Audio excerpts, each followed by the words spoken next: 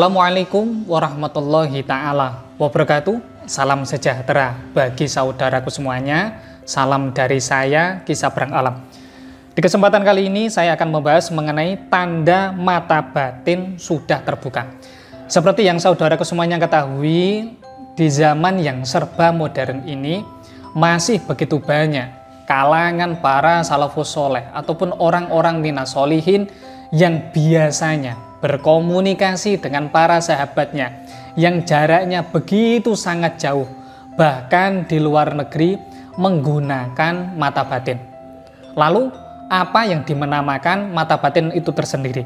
Sebelum saya membacakan hal tersebut, saya meminta waktu kepada saudaraku semuanya agar berkenan untuk menekan tombol subscribe serta aktifkan notifikasi lonceng yang ada di bagian samping, karena insya Allah akan ada video yang bermanfaat lainnya. Mengenai masalah penjelasan berkenaan dengan masalah mata batin. Mata batin dalam beberapa kitab dijelaskan bahwasanya sesuatu hal yang tersembunyi yang ada di dalam hati mampu terbuka dan terpancarkan secara maksimal. Ketika hal tersebut sudah terbuka dan terpancarkan secara maksimal, maka batiniah tersebut mampu melihat sesuatu hal yang masih tersembunyi, yang sifatnya masih ghaib. Dan kepercayaan akan hal ini memang diyakini oleh beberapa pakar spiritual. Dalam kisahnya, beberapa ulama mengalami kejadian akan hal ini. Makanya begitu banyak murid yang sengaja menulis akan kisah tersebut dan juga menulis mengenai karakteristik dari gurunya, mengapa beliau ini mampu mencapai hal tersebut. Dan salah satu yang dijelaskan bahwasanya yang pertama, tanda mata batin sudah terbuka yaitu selalu mendapatkan ketenangan hati dalam keadaan apapun. Hatinya ini selalu merasa tenang, selalu merasa bahagia. Bahagianya ini karena selalu mengingat Allah Subhanahu wa Ta'ala. Jadi, dalam setiap detiknya yang ada kebahagiaan, yang ada hanyalah anugerah ataupun kebahagiaan yang diberikan sama Allah Subhanahu wa Ta'ala. Ketika dalam keadaan sendiri, dalam hatinya yang terdetak nama Allah, Allah, Allah, Allah, Allah, Allah, semacam itu. Ataupun ketika berada di keramaian, hatinya masih bisa merasakan akan ketenangan hati. Hatinya masih tetap bersolawat kepada baginda Rasulullah Muhammad Sallallahu Alaihi Wasallam. Sallallahu alaihi Muhammad, Sallallahu alaihi Muhammad, Sallallahu alaihi Muhammad, Sallallahu alaihi Muhammad. Ketika seseorang hatinya selalu berada di tahapan ketenangan batin, maka tanda yang kedua bisa diperolehnya dengan sering mendapatkan isyarah. Isyarah itu merupakan petunjuk ataupun warid ataupun wangsit dari Gusti Allah Subhanahu wa Ta'ala.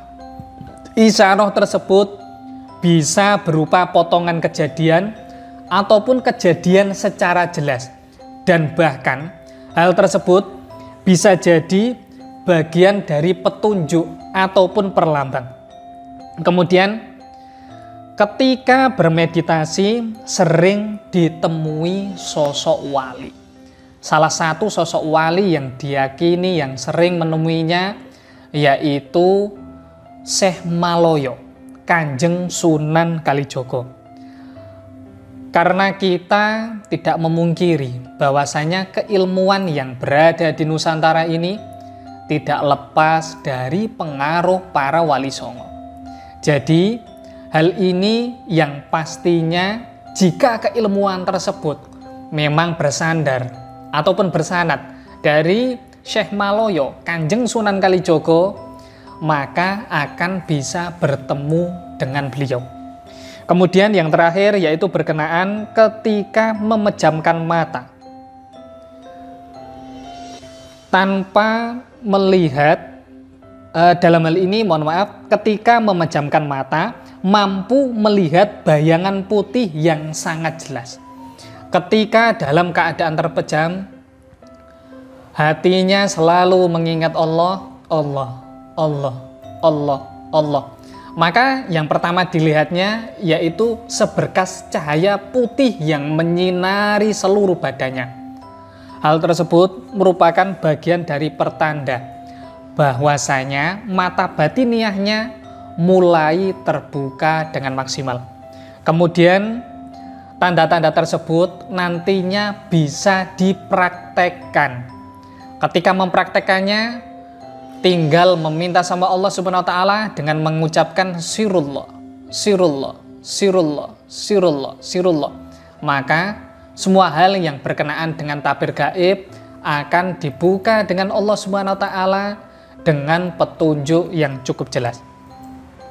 Di kesempatan selanjutnya saya akan membahas mengenai benarkah ada pelet setan kober. Kurang lebihnya saya mohon maaf jika dalam hal ini ada beberapa ucapan ataupun tindakan saya yang kurang berkenan bagi saudaraku semuanya. Kurang lebihnya saya mohon maaf. Wassalamualaikum warahmatullahi taala wabarakatuh. Salam sejahtera bagi saudaraku semuanya. Salam dari saya.